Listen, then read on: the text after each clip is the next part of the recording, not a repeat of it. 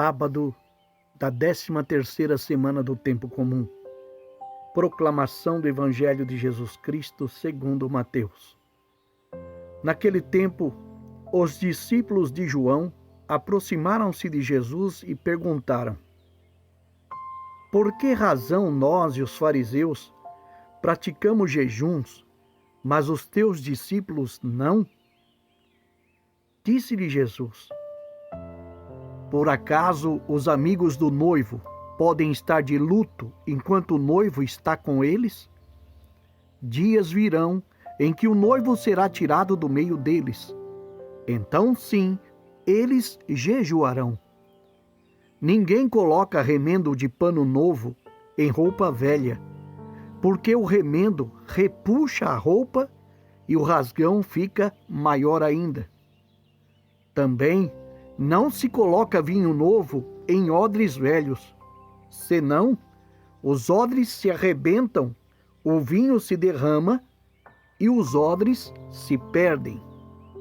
Mas vinho novo se coloca em odres novos, e assim os dois se conservam. Palavra da salvação. Caríssimo irmão, caríssima irmã, na perícope de hoje, Mateus capítulo 9, versículos 14 a 17, traz o questionamento dos discípulos de João Batista sobre o jejum. Rigorosos nos seus princípios, assim como o seu mestre, recebem de Jesus uma resposta estranha.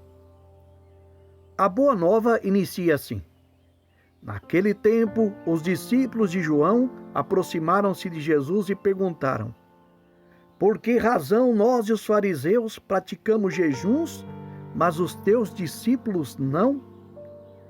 Disse-lhe Jesus: por acaso os amigos do noivo podem estar de luto enquanto o noivo está com eles? É muito conhecida a prática do jejum entre os costumes dos povos antigos.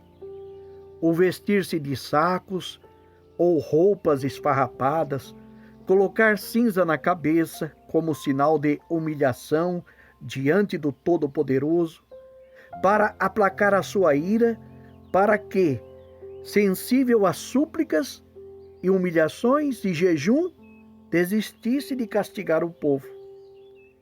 Principalmente nos períodos de pestes, calamidades naturais, enchentes, secas, eram propostos jejuns coletivos. São vários os textos na Sagrada Escritura que denotam esta prática. Para o povo de Israel, uniu-se a prática do jejum, a esmola e a oração. No livro de Jonas, capítulo 3, versículo 7, combinaram um jejum geral, todo o povo, dos nobres, os ricos, dos simples e pobres, até os bois e as ovelhas jejuaram. O motivo: acolher a palavra de Deus com um sacrifício para aplacar a sua ira. O jejum entrou nas regras dos preceitos judaicos, além do seu sentido tradicional em Israel. O jejum representava também a angústia do povo que esperava o Messias. Também Jesus jejuou no começo da sua vida pública, mas depois, nunca mais. O texto que se refere ao jejum de Cristo é o que narra a tentação de Jesus no deserto. Jesus jejuou 40 dias e 40 noites. Os grandes personagens do Antigo Testamento, que deviam se preparar para receber uma grande revelação de Deus, também jejuaram. Moisés, Elias, Daniel e outros. Mas, se o jejum também representava a angústia do povo pela espera do Messias, em Jesus o Messias se faz presente. Em Jesus, o reino de Deus já começou. Já não é mais tempo de espera. Jesus responde que o tempo de sua presença é como uma festa de casamento, em que não convém jejuar. Ele é o esposo messiânico Ele é o noivo. No Antigo Testamento, nós vemos em Isaías capítulo 54, versículo 5, diz assim: pois o teu Criador é o teu esposo. Jesus, o Messias, é o noivo. E se o noivo está presente, é festa, é núpcias, é celebração plena das alianças que Deus fez com o povo. Tal amor deve ser celebrado com alegria, não com jejum. Jesus, falando da sua morte, diz: dias virão em que o noivo será tirado do meio deles. Então, sim, eles jejuarão. O jejum na igreja não é um mortificar-se para ter mérito junto de Deus, como pensavam os fariseus e outros, mas tem um sentido memorial para lembrar a morte de Jesus. Por isso, o jejum na Sexta-feira Santa. E os dias da ausência do noivo. Mas os dias da ausência do noivo é também tempo de espera da sua nova vinda. O jejum dos cristãos tem um quê de ressurreição. Preocupados com jejuns, os discípulos de João Batista e os fariseus não percebiam a presença do Messias. Agarrados às tradições, ao velho, não percebia o novo, o reino de Deus entre eles.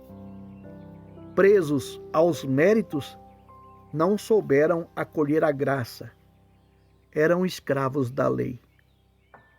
Por isso é que Jesus disse: não se coloca remendo de pano novo em roupa velha, porque o remendo repuxa a roupa e o rasgão fica maior ainda. Também, vinho novo é em odres novos.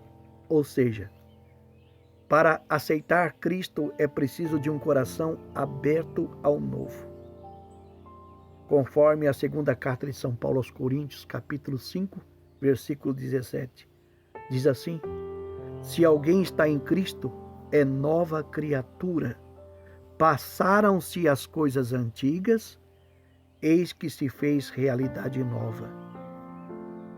Em João, capítulo 1, versículo 17, diz assim: porque a lei foi dada por Moisés, a graça e a verdade vieram por Jesus Cristo.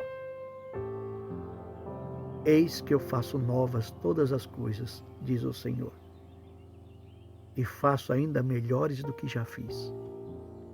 Diga comigo: Jesus é o meu Senhor. Jesus é o dono da minha vida. Jesus, vida minha, traz para a minha vida paz. Eu vos abençoo com as bênçãos que vêm de Deus, Pai, Filho e Espírito Santo. Amém.